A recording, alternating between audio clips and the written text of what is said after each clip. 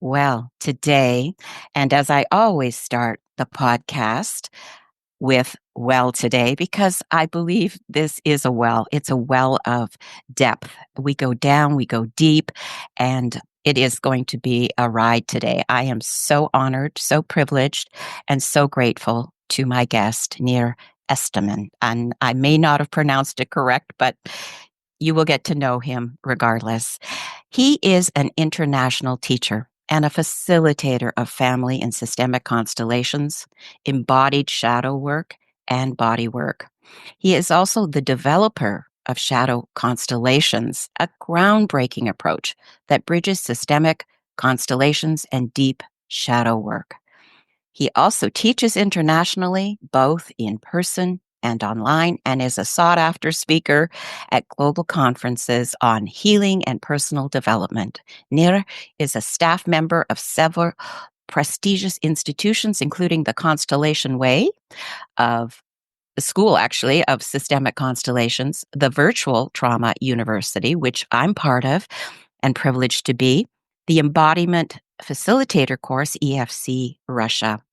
With a passion for supporting therapists and facilitators across all modalities, he specializes in helping professional helpers become safer, more aware, more expansive in their practice, and he guides them in developing a multi-dimensional systemic approach to healing, while addressing how unresolved shadow aspects and ancestral trauma influence both personal and process and dynamic in the group. His academic background includes a master's in science, in social, I think it's in science teaching, researching interdisciplinary learning, and a BS in bioinformatics, which sounds very intriguing to me. And through decades of experience and relentless curiosity, his work continues to evolve, offering a profound pathway for those seeking to deepen their practice and transform their clients' lives. Welcome, welcome, welcome, Nir. I am so honored. Thank you. Yeah. Honor is mine. I've had the honor and privilege of studying with you, and I am truly holding my heart in profound gratitude for who you be and all you do for humanity and what you bring to us as facilitators and clients. So Thank you.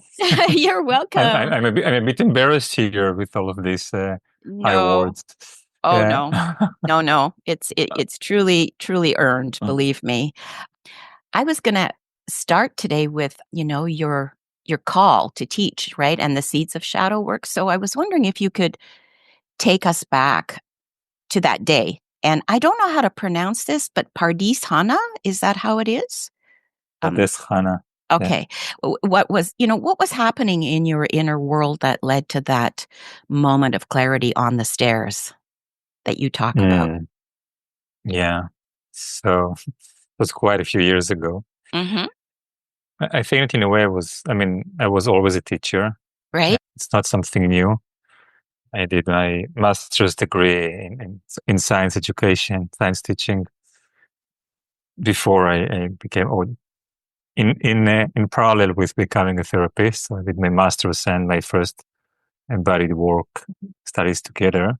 Mm-hmm. So I think that the moment that you're referring to was not where I realized that I want to be a teacher. It was the moment where I realized that the people that I want to lead, to help, to develop, to become better are my colleague therapists, facilitators, teachers, healers, etc. Right. I realized that not from any big words or some God-given insight, it just felt like this is the right zone for me to be in. Mm-hmm. These are the kinds of people that what I feel that wants to come through me, these are the kind of people who would get it with the most ease. Right. That will appreciate it, not because I'm special or because I have really good marketing and I will promise them all kind of things, but because they will sense somewhere inside of them that this is of deep value for them as professionals and of course also on a personal level. Right. Okay. So, what do you think it was about, teaching therapists to connect with the body that sparked such a profound inner alignment for you? It's a very good question that no one ever asked me. So thank you for that first. Yes. I'm not sure I thought about it. It was just a flash of this is right. I can recall a few, not many times in my life over the years that I've heard a voice or a movement from the inside, or felt like it was from the inside, who knows, Right. that there was just a kind of rightness about it, which didn't leave space for is it right or wrong? Should I do this or shouldn't I do that? What's the meaning? Where is it from? Is it me? Is it my fantasies? Just that kind of clarity Right. that on one occasion I think saved my life, and on another occasion helped me meet my wife. Oh, And so, okay. Wow. Can you expand on that? which one? Which one of the two? Well, both. First of all, with saving your life. Yeah. Well, again, it's my sense of it. Yeah, it's not a Right. practical fact, but I'm Israeli, and in Israel there is a compulsory military service, and being more or less healthy in mind and body, I was taken to combat training, Right. which was never a good fit for me. Luckily, I didn't see any combats. But at the end of the basic training, we were supposed to either go to some further training, like more specialized trainings, or continue with most of the soldiers to what was called advanced training in that unit. Okay. And for some reason, I don't know why, I told my commanding officer that I wanted to go to medic training, which Oh. was something that I didn't think about it until that moment. And or if I did think, I was like, yeah, I don't think I want to do that because it would mean being separated from everybody else. Not that I Mm. thought it. Not that I thought that I really wanted to be them because I didn't want to be really a soldier. And but still, it just came out of me. But okay. Mhm. And my commanding officer took me to some committee with some high-ranking officer. They asked me for my name, checked my statistics, and told me to go out. And then my commanding officer told me, "Sorry, you're not getting that. I'm Oh. going to send you to communication training." Oh, wow. And then, yeah, and I was not the kind of person when I was 18. I Mhm. was not the kind of person to not follow orders or to stand for my own with something that I had no control of. It was not the kind of person that I was. Right. But I found myself saying to my commanding officer, the only thing that I'm willing to go for is medic training. Oh, wow. Yeah. And like it was like that. I'm still not sure. I'm still not sure who said these words. And I went to medic training. That's great. I love it. Yeah. That's awesome. Uh, yeah. And as a result, instead of going to where most of the soldiers went, I went back to the training base and was a medic there. And eventually like a medic for new recruits and a medic for commanding officer training and the medic responsible for all the medical stuff there. Wow. But I had a very, very strong sense that if I would have went with my normal, like the path that was planned, something really bad would have happened to me. Mhm. Mhm. And I don't know what it is or what it could have been, but just a very clear sense that if I something made me change the course of my life. Right. That inner And knowing, right? Just yeah, that inner so, knowing. Wow, what a yeah, journey. Oh my gosh, I'm so glad that you told us that you shared that with us. That's, like, amazing. And thank you. and now with the meeting of your lovely wife, you Yeah. mentioned. So yeah, it's a funny story. I'll go for the short version. Okay. The short version is that we met somewhere in the desert of Israel with a community of people. I liked her, and I hanged around her for a day, Mhm. which, like in the desert, is a lot of time together. It's like Yeah. 6 dates in a row, and she was like she didn't. push me away, but she also didn't give signs of I'm really interested.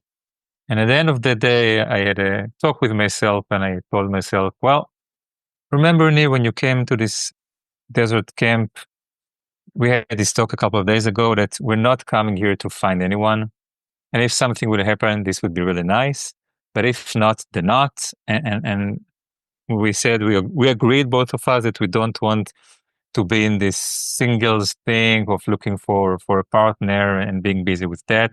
And we're just here for the experience. Remember? Yeah, remember. Okay. So we spent the day with this lovely lady, and she's not pushing us away, but she doesn't seem really that interested at the same time. So let's just, forget about her and let's just enjoy what's going on.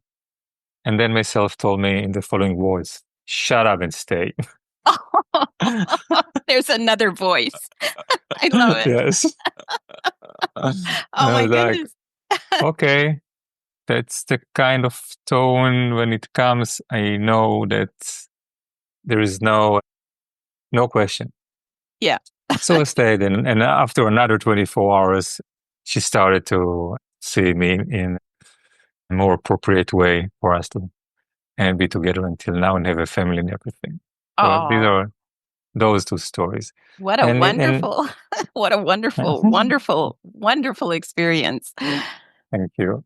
Oh, yeah. So the voice was not commanding at the stairs after that workshop of the first time that I was teaching like a group of therapists and not just an occasional therapist. Mm-hmm. But it had that same sense of this is it. Like I'm touching truth. I'm just touching something which is true or right. And there's nothing for my mind to work with here. Mm-hmm. Mm-hmm. It's like, this is it. Like, this is it. Yeah. It's clear. It's the same way that when our firstborn was born, Mm-hmm. I had this voice telling me something like, hey, Nir, what did you say were your priorities and values listed by order of precedence? Ha ha ha ha ha. They're going to change. Like it was like a statement of fact. It wasn't like, let's talk about it. Yeah. What do you think? No choice here right now. in a way, I am a great believer in choice, but it felt like it didn't make any sense to talk about choice when it was so clear inside that this is something to surrender to from a very healthy, whole, present, and connected state. Wow. Profound. Which lasted half a second. Yeah, it's like yeah, a flash. That's it. Yeah, a flash. It wasn't like I was in a meditation and then slowly someone came to me and told me. It wasn't anything like that. It was just a moment of, maybe I can call it today, a multi-level, a multi-dimensional connection, a moment of multi-dimensional connection. It was connected on many levels at the same time. And when this connection comes, it's like things just become very simple and clear. Mm-hmm. Mm-hmm.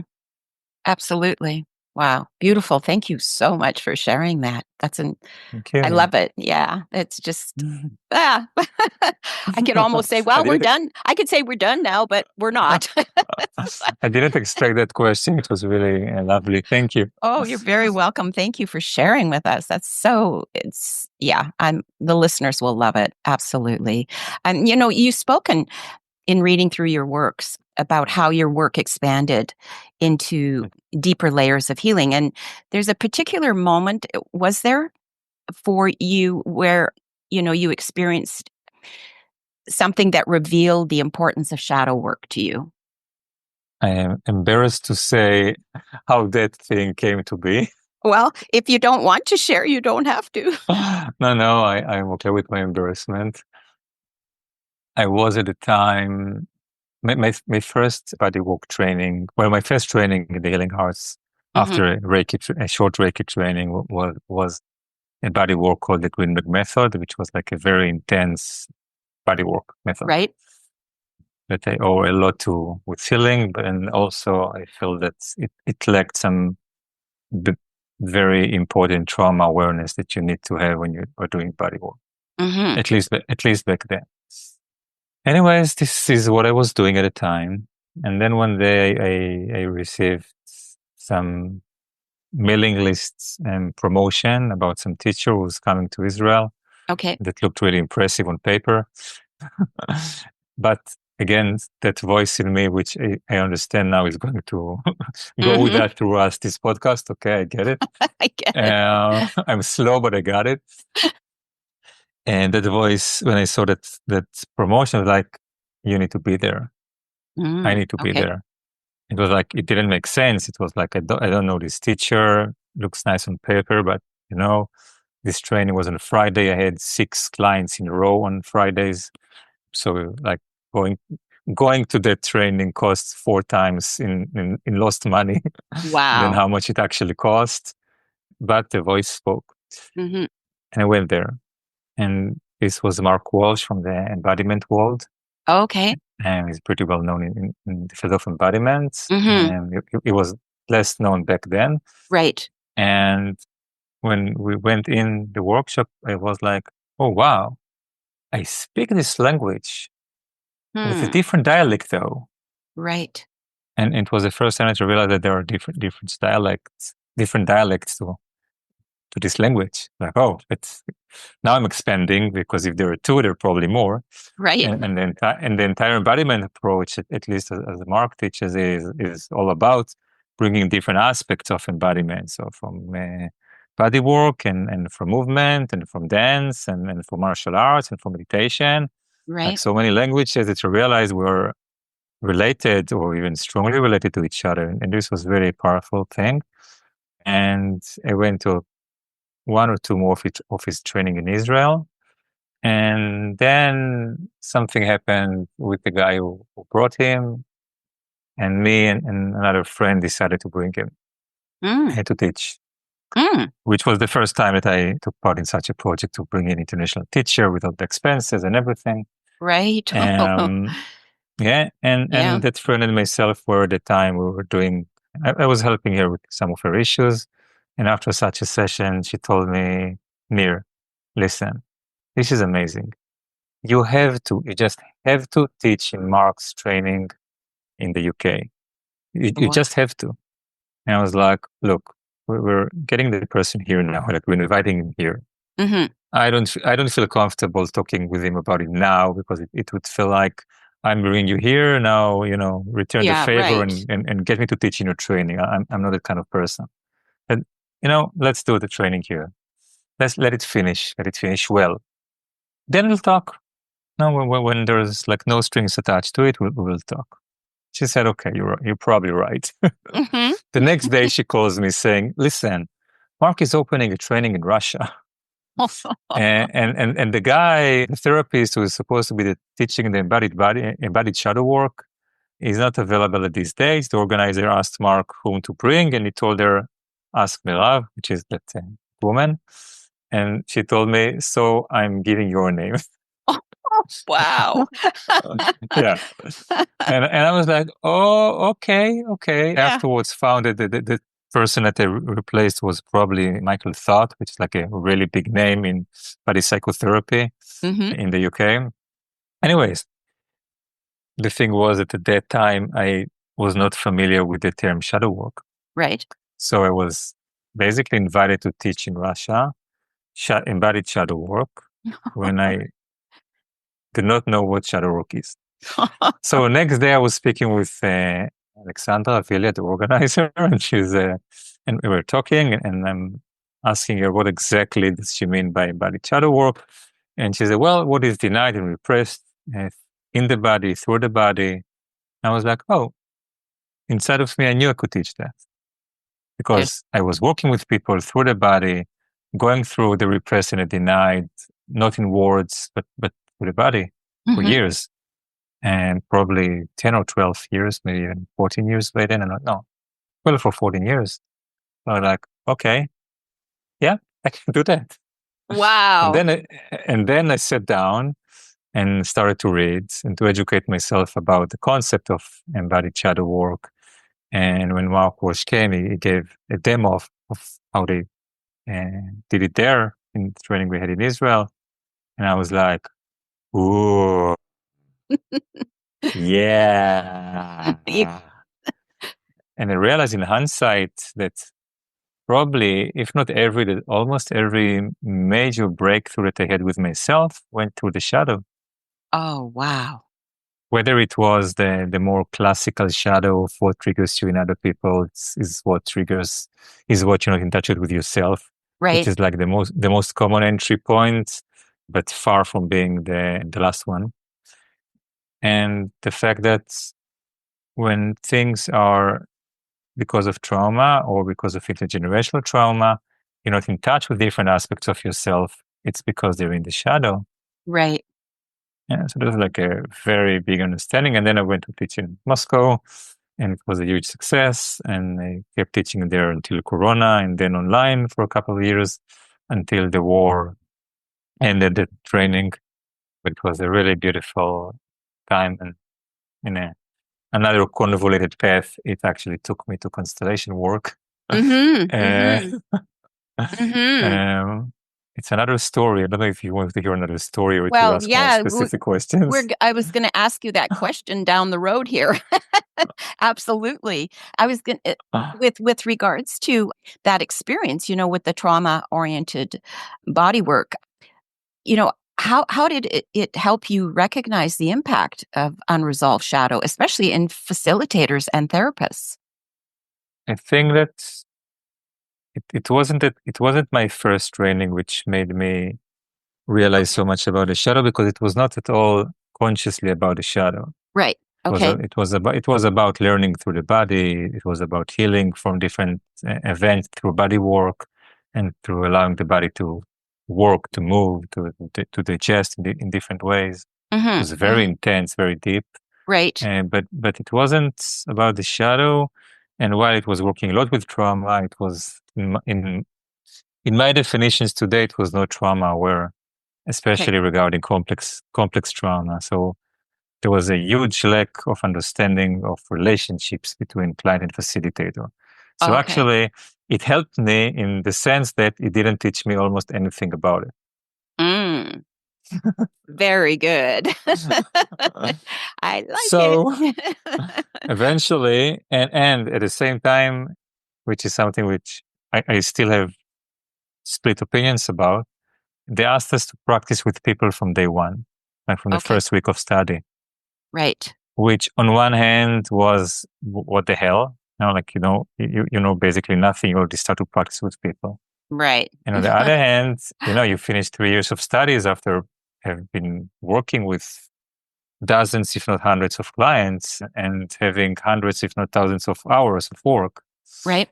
So yeah, so I'm split there. But anyway, I went to work with clients, first friends, then friends of friends, and I'm pretty good with people and pretty good with communication and pretty good with listening and understanding and not identifying and having empathy and having an intuitive sense of what other person needs and wants. And still some things gets messed up because people and trauma and Hmm. complex trauma Right. and previous relationships of abuse and transference. Oh, they didn't teach us about transference even. It was just not in the language. Okay. Yeah. And so I realized that there are things happening between me and some of my clients, at least, Hmm. that I don't have a name for. I don't have a conceptual framework for, but I have a body felt sense for. Right. So I started, like I usually do, and to try to look at it, and from what was actually happening in real time with me, with my clients. And I'm very proud to say that I've invented transference and countertransference for myself. Hmm. And only then I realized that Freud was here before me. Oh, yes, him. Right. Yeah, he got some things really right on. Absolutely. Uh, but I found it for myself. So I had to, I developed it with high resolution because no one gave me the concept that I needed to learn. I had to build it bottom up in a way. There was no roadmap. No roadmap for me. No. No, And again, exactly. I'm also, sharing here very openly about how unknowledgeable I was and how I was really lacking very important basic knowledge. And at the same time, many young therapists who are not conventionally trained lack this same knowledge today as well. Well, there's a definite difference between reading and feeling. So, and then Yes. sometimes reading can turn into, actual feeling it in the body, but absolutely there's a definite difference between just, reading and doing, for sure. I mean, And yeah. talking about it and understanding it, it's not the same to understand how it feels to be transferred and to be there in the murky water of transfer, trying to understand what's going on. Exactly. So, with regards to what are the most common ways a facilitator's unresolved shadow shows up in therapeutic or group work? Like there has to be some kind of marker where it shows up, right? The shadow, especially when it's unresolved. So, There are many. oh, Let's see where to begin. Where to so begin? How to so use the our time in the podcast has best just way? turned into 3 hours. Yeah, let's not do that. Okay.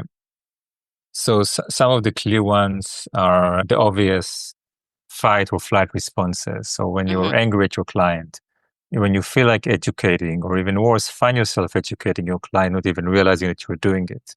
Right. So not giving them, proper psychoeducation, but trying to change them into how you feel they should be, or Right. how you feel they should understand the world, or react to things, or act in the world. When you have aggression towards them, whether it is hidden or not hidden, when you feel superior to them, Okay. when you feel that you don't like them, when you feel like you would like them to go to someone else, Hmm. or when you feel not good enough to hold space for them for some unclear reason. Or maybe there are many clear reasons, but the true reason is that you're being captured by their helplessness and you feel it as your own because you have helplessness in your shadow. Whenever you try to save someone, or whenever you find yourself unable to notice that something happened to your client, that you miss them in some way, and which is being captured by the silent accomplice, it's your shadow. Okay. When you feel tired with the client, when you feel frozen, when you feel that you don't know what you're doing, Wow. when you feel that you could be friends, actually.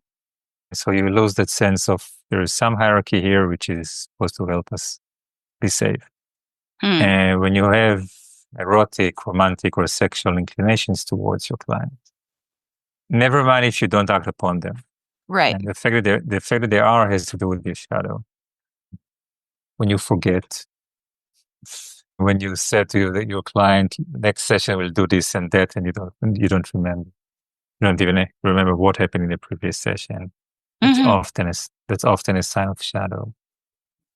When there are certain topics that your colleagues who got the same training as you meet a lot in their practice, and you don't get them, probably deeply in your shadow.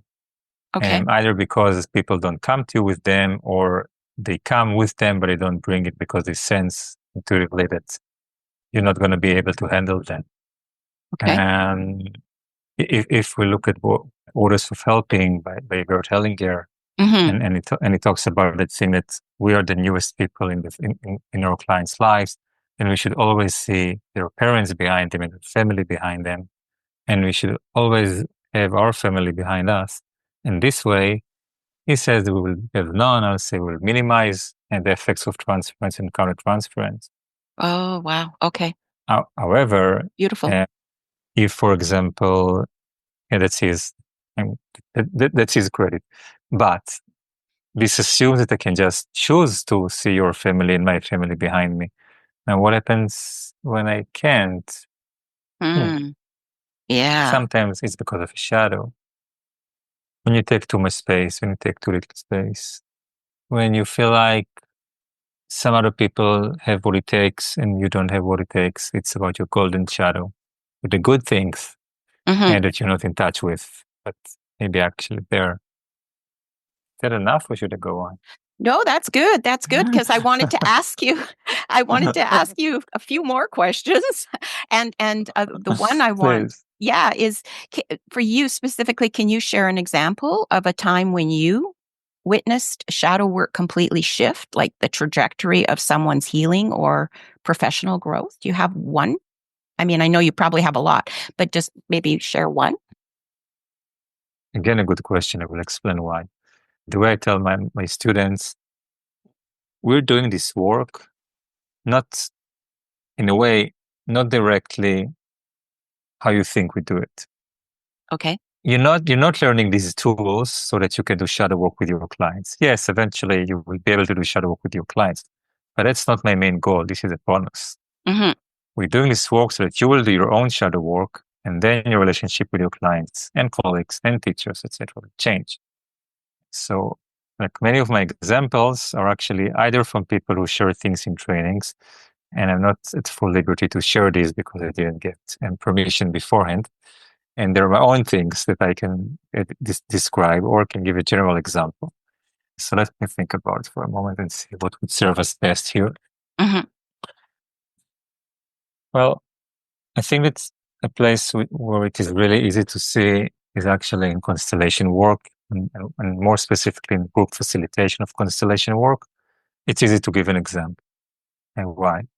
Because constellation work is based on acknowledging what is. Who is acknowledging what is? Like, what is our role as facilitators? It's support acknowledging what is. Now, how can we acknowledge when it is in the field if we are not in touch with it and cannot see it? Great point.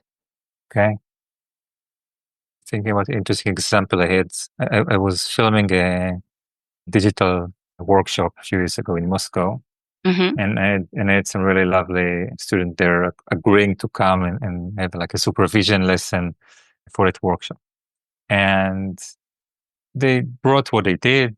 One of them was bringing one of her clients, the difficulty with one of her clients, and they felt that there was a sense of unease, a sense of unsafety, some power dynamic. She wasn't sure if she wanted to work with this man or not. He wasn't sure if it was good for him or not. There was like requests and demands, like not exactly a pleasant state. And I was standing there and asked two of them, one to represent yourself and the other to represent that client with whom the difficulty was happening. And they described how it felt for them. And I was there with them. And I listened very carefully to like what is not being acknowledged here. Yeah. Like what is the felt sense that is in the background, which is the infrastructure for this dynamic, which is one of the shadow constellation question. Like what are we not seeing here? What are we not in touch with here, which creates or influences the dynamic in an invisible way? So I asked myself that question, and what I felt in my body was a sense of heaviness, grayness, like big concrete buildings. Wow. And as I was with this sense, I was like, oh, where am I? Moscow. What kind of buildings were built here? Well, some are very beautiful, and many others big concrete gray blocks right. of Soviet times. Right. And I realized, okay, what I'm sensing is actually the weight of the Soviet regime. Ooh. And it was, like 35 heavy. years afterwards. Right, very but heavy. Very heavy. Very. I asked them to put a representation for that. They did. Suddenly, life came back to the room. Suddenly, they felt less intimidated or threatened by each other. Suddenly, they felt they could see each other. Yeah. That's one example. Wow. So, wow, that's all I can say. That's profound. Wait. Yeah. Today in the morning, I received a message from a one of my assistants, Mm-hmm. and she's in Guatemala. She lived there, Okay. and she told me, "Listen, I have to tell you this. Okay. Yesterday in a session, and there was some really difficult, like everything didn't work, nothing worked. Right. Everything was stuck, and nothing that I did seemed to help, and we didn't see any resolution. And then suddenly I remembered something that you told me and asked the client to the representation for the for the communist regime, Okay. Guatemala, yeah? Mm-hmm. And everything changed. Oh, they And, put and, wow, to and put a asked, and representation for that, for the yeah, fact that things were not working. no, Oh, for the communist regime. oh, okay. Oh, wow. Okay. Yeah. And it's something that I taught her, I don't know, 4 years ago, 5 years Mm-hmm. ago, I don't know. And one of the representatives asked her, where did you bring this from? There was no talk about communism. Yeah. There was no mentioning of it. I happen to be from East Europe and I didn't think about it. Where did you bring it from? She was like, Oh, wow. well, Nir Esterman taught me once how to sense the presence of the Soviet regime. And that's what it was. Yeah. Amazing. Wow. Yeah. Yeah, I'll to give, just wow. Mhm. I love and I it. give you and I give you an even better one. Okay. Okay. A few years ago, I was teaching an in-person training in Israel, and in one of the group sessions, in the break just before the session, I was like, I have this felt sense of I'm not fully in touch with what I need to be in touch with here, which Mm-hmm. is again a felt sense that I developed because of shadow awareness. Right. And I was like, okay, let's put two representations in advance near my chair for whatever it is that I'm not in touch with that is relevant for this constellation. A small trick, sometimes it is helpful. Mm-hmm. The constellation began and something moved, and then there was some difficulty.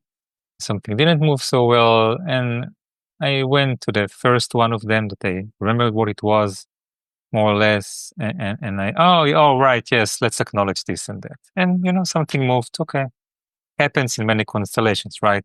Gets a little Mm-hmm. bit stuck. Then we find out what needs to be acknowledged. We acknowledge it, we move. Then after about half an hour, nothing moves. 20 straight minutes of me trying everything in my arsenal, everything in my toolbox, moving sentences, acknowledging this, acknowledging that, asking the representation, giving option. Nothing. Everything is just gray, not like in the Soviet, but like lifeless. Mm-hmm. And I'm like, it's gonna be one of these constellations that I end on my six, not standing, and thanking God that it's ended. Yeah. And why did I come to this profession Yeah, and these right. kind of I want to thoughts? go home now. Yeah. Yeah. And then I had this flash of insight saying, oh, there was that other thing that I have no idea what it is that I put in advance. Let's go there. And I stood on that and stepped on this representation. And suddenly it hit me. The client's father was orphaned at a young age from his father. Oh. And guess what? So was my father. Oh, wow. Oh, God bumps all over me. Boom. Yeah. Just like, wow. And I didn't even put a representation. I just told the group, look, this is what I just realized. Wow. Literally, you could see sunlight returning to the room with color and life. Oh, my word. So that's one kind of examples of how it completely changed. And there are Those are, some others. yeah, yeah. And that will have to be in another podcast because I wanted to ask you, how did you come to develop shadow Like, I mean, how did you, come to develop shadow constellations? I mean, you came into, maybe you Yeah. could lead us into how you became into constellations and then to develop the Yeah. shadow constellations because it's Yeah. So incredible. when I went to Moscow for the first time, we were entertaining the thought that I will also be bringing this entire training to Israel, which didn't happen eventually. Mm-hmm. But I came not just to teach my day. I came for a week to take some of the training with them and then teach. Okay. And there was something amazing there, which every day ended in an hour and a half or 2 hours of some embodied movement. Mm. Five rhythms, free movement, contact, whatever. Mm-hmm. And I was mesmerized because, well, you can't see me, but I'll tell you, I'm Okay. an average looking person. Oh, come on. I am. But that, well, I I'm think an most people average. are. I'm an average looking person. I was never the kind of person that people would look and say, wow, you're really beautiful, or that women threw themselves at my feet. Yeah. Mm. But then I was in Moscow, already married monogamously, didn't do anything. Okay. Just you can calm down with, really beautiful, good looking, with good taste in clothing ladies, Mm-hmm. receiving, receiving the respect due to a teacher in Russia, which is like a big thing. So Right. suddenly I was looked at like, you're the most amazing thing in the room. That was nice. Very, Thank you. very, very, very ego healing. Yeah. Yeah. And in addition, I was looking at this dance and I wasn't a dancer. Oh, I didn't feel comfortable with dancing. I was doing body work, but I was not dancing. okay. And most of my memories and experience about dancing were either like, going to clubs, feeling uncomfortable, not liking the volume, the smell, the alcohol, and the music, and the scene of just, finding someone to be with for the night. Mm-hmm. And my strong point, which is talking, could not take place there. Or any other kind of, dance, which was like, be specific about the moves, and we dance in this way or that way, and you need to learn the steps, which again never was to my liking. And here I see embodied movement. People move while being embodied, connected with themselves, in touch with the other, not just trying to impress, not just trying to get someone laid, not just trying to make everyone see them, just Right. like being present. And I was like, wow, I had no idea that it was possible. Mm. And I fell in love with that. Oh, Immediately called my wife, told her, listen, when I'm coming back to Israel, we're gonna do that, because my wife, unlike me, is a natural dancer. And one of the biggest places that we are uncompatible is when we dance. okay. A little Because shadow happening. I am not a natural dancer. Okay, I learned to dance much later in life. Right. Anyways, so I called her all and to say, yeah, listen, this is what you're gonna do. She's like, okay, let's see. And I came back and I tried some five rhythm dancing. It was nice, but I didn't connect well. And then I found a movement improvisation class, which was Oh, amazing. Amazing. interesting. Yes, Interesting. really conscious, present, fun, intelligent, not too fast. Like we could warm up for 45 minutes Mm-hmm. and do some things for 30 minutes. And only at the end of like 10, 15 minutes of contact. Very delicate, very, very safe, very, very, very respectful of the body and each other. Like, yes. And I did it for half a year or so. And then the teacher stopped teaching, or opened a new class for beginners. And it didn't feel for me to stay there. But Mm-hmm. one of the people who were dancing with me that we had a really good connection told me, well, it's time to look for the next thing. Oh, And I've got this teacher that I have my eyes on her. I'll speak with her and I'll let you know. Like, okay, let me know. And she brought me and other of her friends to a one-day workshop with Sakina, which is international family constellations teachers from Germany. oh, And wow. yeah, and I went there really like, I had a thriving practice. I had 30 clients a week. I was happy with what I was doing, with the body work, with the shadow work. I was teaching in abroad in Russia. I was developing, life was good. Mm-hmm. Mm-hmm. And I was For like, sure. but I'm professional and it's good to add some tools to the toolbox once in a while. Right.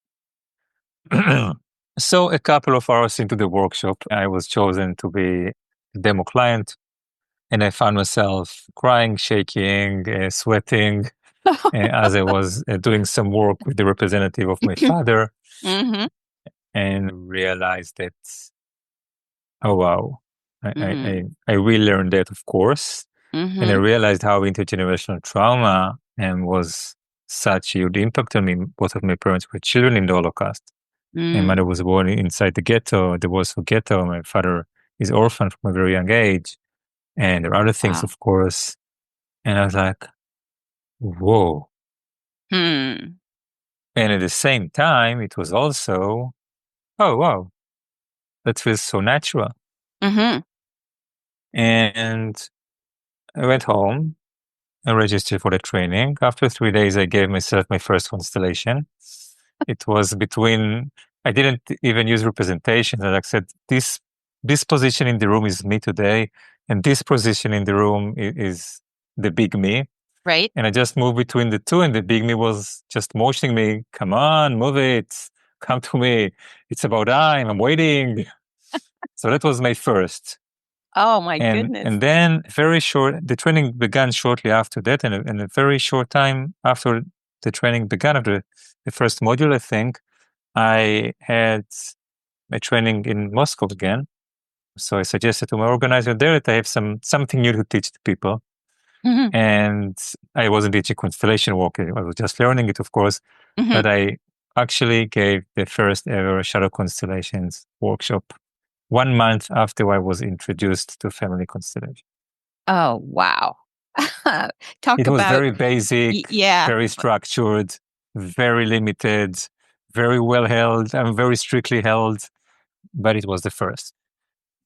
And it was just, constellation just came in. Like, again, I knew the language, different dialects, different history. I knew the language. Mm-hmm. I knew the soul language, not just the body language. Right. And it just moved into my practice. I started to bring it in my practice. At some point, I felt that the first training that I took, which was like 6 modules with one teacher, Mm-hmm. was not complete for me. So began another training course with the Constellation Path, which is where I'm a teacher now. And then we were again, me and my wife, at the desert community that meets once a year in the desert during Passover, Easter time. Mm-hmm. And it's like a very open community to try new things in. Oh, So there I interesting. tried to facilitate a group constellation for the first time because it was a safe environment, and they loved it. And I was like, okay. I said, you have to do it again. You have to do it. Mm-hmm. And I said, okay, let's Mm-hmm. do it again. I did it again, and then I realized that I'm ready for my first pilot of shadow constellations work. It Right. was very basic, and I consulted with Sakina about how to make it right, and she helped me fine tune some aspects of it. And the first training was very different from what it is today, of course. We just Mm-hmm. identified one shadow and did a constellation around it. And that was that. And it was beautiful and sweet and deep and everything that the constellation is. And then I started to upgrade it and make it bigger and deeper. And I think also I kept not just developing it from a mental point of view, but I kept looking at almost everything that happens, which I still do, by the way, Mm-hmm. through that aspect, through the lens of what happened here and how is my shadow related to that. And very often, and to be specific, around any empathic failure, there's shadow involved. Mm-hmm. Even in the most gentle ones, like something that happened to me recently, we started the lesson and one of the students was left outside because I didn't ring the bell that I usually ring, and she felt unseen. Oh, of course. On one hand, of course. On the other hand, you know, you could make sure that you come on time. She Exactly. was Early. she was she was relying on the bell. I didn't know that she was relying on the bell. So like the simple facts are simple, right? Mm-hmm. But for Mm-hmm. her, it triggered some events in her life which were very abusive Right. and where she was not seen, not by the abusers and not by the people who should have seen her. And it took her a few days to realize exactly what happened and for therapy and to share it with me. Mm-hmm. And it's not like solved or healed, but one of the things that helped me at least, Mm-hmm. was I told her, look, I see that I missed you. I missed out on you. Yeah? I didn't see you. Even though I really like you as a person, we know each other a little bit. I wanted to see you, and still I didn't see you. Hmm. So we had a reenactment of a trauma. Oh, wow. A small one. A small one, On but the, still. on the physical level, a small one. But with trauma, it's like a small rope tied to a big bomb. Absolutely. Yeah, Yeah. absolutely. Waiting to So go for off, her, right? it was very triggering, and I'm not saying anything about her other than this very general thing. Mm-hmm. But what I did with myself afterwards, after we finished talking, and I felt like I messed up. Yeah, not in a horrible way, but I messed up because why didn't I notice that she wasn't there? It wasn't like I had 80 students in the room Mm-hmm. or 12 Right. students in the room, right? And yes, I thought that she was maybe in the toilet or whatever, but it doesn't happen for no reason. Exactly. So I started to put some representations to check what was in my shadow that made me be captured into the role of the silent accomplice, the Oh, one who does not see that something happens. mm. Yeah. Interesting, because I was going to ask you, how do you personally stay connected to your own shadow work while holding space for others? in a moment, and it came, and I sensed it like on my mother's side, her mother, and like, oh well, like my grandmother lost her dad when she was 2 years old, Oh, and okay. then when she was 6 or 7, her mom met a man who wanted the mom but not the child. Oh, So her mom sent her to live with her sister and her 5 or 6 children. mm. Now, forget judgments about it. Yeah, Right. Yeah. obviously, someone here wasn't seen, and also someone had to accept not being seen if they wanted to stay connected. Right. Now, in a way, what I felt with this student, and she's amazing and brave for just opening it with my hand, just to make it clear, and Mm-hmm. I felt that she, on some level, she was trying to be brave about it and understand me and saying that it's her thing. And I'm like, yeah, but it's not only your thing, because I got captured into it. Yep. Because all clients come to us with stories and histories and traumas and dynamics. And they're sort of begging us, please, please, please, please, please, please jump into this with me Right. unconsciously. Yep. Fall into this with me. Please reenact my trauma with me. Please. And maybe this time something will be different. And the more that we're in touch with our shadow work, it's not necessarily that we will not fall into that. You see, I did with the Mm-hmm. best of intentions. I still Mm-hmm. did. Yeah, Okay. absolutely. The best of intentions. But, Exactly. but I could acknowledge it fast. I didn't get into blaming her, which if you read some reports about people trying to tell the therapist that they felt unseen, how it ends, Mm-hmm. right? Yeah. Not good. Yeah. Not good. Not good. Because the therapist is like, yeah, okay, so I didn't see you for a moment, you can't burn me for that. And they're not understanding that, well, the clients were burned in that single moment because it reopened an old wound.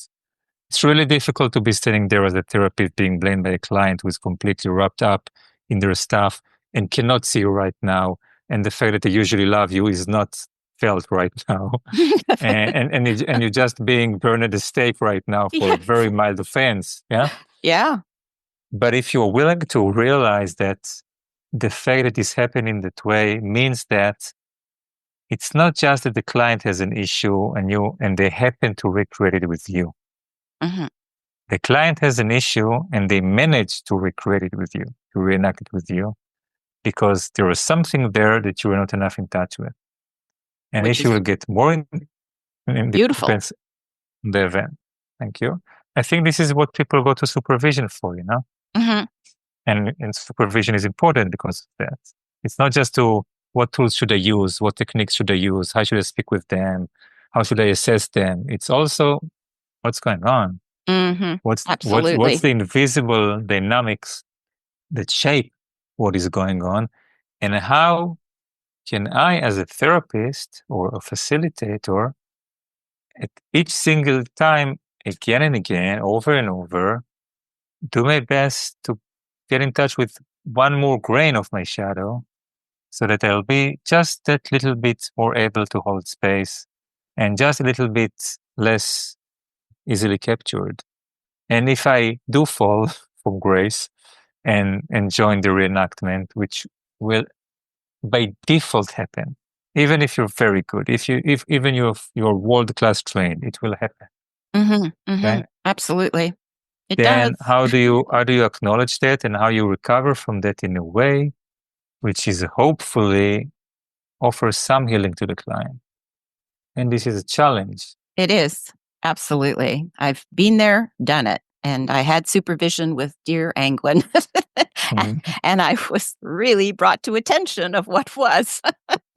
So I know that of which you speak. Yeah. Yeah, absolutely. Well, obviously, that's how you personally stay connected, right, to your shadow work and holding space for others, right? Shadow work is like a core aspect of how I stay connected. Mm-hmm. I do other things. Let's say I do movement Yeah. or meditation or soul shards retrieval, or I'm learning new things, or I'm in touch with friends that are deep and courageous enough to show me some of my shadows. And I respect them for that instead of pushing them away and stick with friends who will not show me my shadows. And of course, a partner is the best shadow shower. Mm-hmm. And at the same time, it's a work in progress and it will always be. It's not like there is, yeah, you just do your shadow work and then you get invulnerability card and nothing will capture you. And yeah, there's no we end don't, point, there's no end point for it. no, but No. there is a difference. And I can see over the years how both myself and people that I'm working with have developed Mm-hmm. to be much better at that and much more able to hold space in a safe way, in a deep way, in a meaningful way, through being in touch with their own shadows. Right. And one important thing is that for me, shadow work is intimately connected with constellation work because shadow is the result of the traumas of the previous generations. Shadow is the child of trauma. Right. So there is a connection very often when someone comes and say, yeah, I want to work on this shadow. Yeah. Mm-hmm. And I want to work on me being triggered by people who are selfish. Or I want to know why I'm admiring this teacher so much. Or why am I this or that. And very often we, in a very direct line, go from that to what actually happened in this person's history, which sent these aspects of the shadow in their family. Interesting, because I was going to say, when you teach internationally, because you do, and we'll get into before you leave here some of your upcoming events. But when you do teach internationally, Nir, do you notice cultural differences in how people relate to their shadow or carry systemic trauma? Is there a difference? Not, yes, of course, lots of differences. So Okay. there are some similarities too. Yeah, Mm-hmm. like there is a felt sense to a collective trauma, which is not necessarily that different between cultures. Mm-hmm. But yeah, there are lots of cultural difference, and also like the collective traumas in each culture are different, and the culture is also a result of their collective traumas. I just finished a training with half Israelis and half Indians. Wow. So it was very powerful to see both how each culture is, well, like all cultures, highly traumatized. Mm-hmm. So Mm-hmm. in Israel, you have Holocaust and you have war and you have death and you have immigration. And in India, you have the partition, which is immigration and war coupled together. And you have sati, which is like the traditional burning the widows. And you have preferences for having boys, which results in all kinds of things happening to girls. Mm-hmm. And very deep shadowy stuff. Very. And it was so enriching for both sides to realize that A, they're being witnessed by a different culture in their most deep traumas and shadows, which is healing, embarrassing and healing. But also they could see that other cultures very deep issues as well. Right. So it really opens something about it, we have these big issues and there are really big issues and other people have issues, but we have really big issues. Right. Yeah. Yeah. Well, you are teaching a lot of different places, and I know you've got some upcoming events, especially one in I mean, not just especially, but in the USA. You're going to be traveling there. Can you expand on some of your next upcoming things before I ask you a few final questions and end, which I don't want to, but like I say, this could be 3 hours, but we'll have to Yeah. have you back. Yeah. So you've Okay. got where are you going to? Yeah. Where are you going? So we spent the last year in India. Hmm. In a couple of weeks, we'll be flying to Vietnam Oh, wow. Oh, yeah, that'll for be two interesting. weeks, where we will be giving one-day workshop on the shadows of relationships to Hmm. local people, organized by a couple of my students from Vietnam Hmm. in Hanoi, and which is also from a shadow cultural perspective, it's amazing to come to the US through Vietnam of all the countries. Oh, right. Uh, Considering the effect of the Vietnam War on both countries, which is still affecting, of course, even Oh, very though much so. many years Yeah. has passed. Yeah. Yes. Then we'll in San Francisco, travel a bit, go to Sedona, Arizona, to pay my first in-person visit to Dear Engwin St. Just Mm. and give a 2 days workshop there about the shadow of the facilitator. We'll cover shadows in the clinic, cultural historical shadow, and some relationship shadows. Then I'll go to a conference, Western Intensive, to have some fun as a participant. And for once, I've been organizing the Israeli one along with colleagues for a few years. So finally I can come as just one of many participants. This would be nice. Oh, it's going to be And then I will be giving 5 days training in Boulder, Colorado towards the end of May. okay. Yeah. And about shadow constellations for facilitator, therapists, coaches, trainers, teachers, etc. Healers. Hmm. Then I'll go to Costa Rica for a month. And I will for sure do something there, but I don't know what yet. If you're Right. listening to this and you're from Costa Rica or Guatemala and you would like to organize something to get in touch, and position in Costa Rica is still open. In Guatemala, I have already that student, that assistant I told you about. Hmm. Hmm. And then we'll see where the journey will take us, probably visiting home in Israel and then back to India for a while, and then we'll see. Hmm.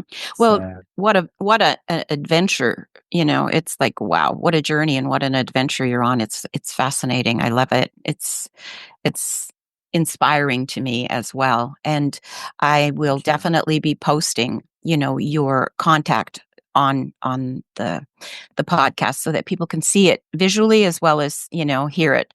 And then people Thank you can very be, much. Thank you yeah, very much. people can be in touch, with the various means to be in Yeah. touch. Also one more thing, on October I'll open my international online training as well. Oh, Which is okay. like a 10 weeks training, once a Oh, week for 3.5 hours. oh, And wow. time zone wise, it matches the US, Canada, Okay. South America time zones, also Okay. European ones. And Yeah. that's all on your website? All on my website, Oh, perfect. Okay, I niresterman.com. will be Yeah. posting that for you for sure. But before we close, Yes. I just wanted to ask you, like after years of walking this path, which, Mhm. have been and continue to be, do you still feel the same sense of alignment that you felt on the stairs that day way back when? Definitely. Mm, beautiful. What changes is not sense of alignment. What changes is sometimes it's I better understand what I'm doing, Mm-hmm. Mm-hmm. and I have a wider sense of what is trying to come through what I offer. Mm-hmm. It may be that shadow constellations is a part of that, but it's not only that. There are like some shamanic aspects that are coming, like soul shots retrieval, or never mind the name, some other techniques that I either learned or developed or remembered, Right. and depending on the case. Exactly. That makes my understanding of what I'm here for bigger, but Mm-hmm. it's not less committed or less aligned. It just I grow, so Right. my ability to see things grows, and my ability to hold space grows, and my ability to see my shadow grows. So more is coming. More is coming. And if you could speak to the version of yourself from April 2013, what wisdom would you share with him now? Keep listening to that voice, boy. Yeah.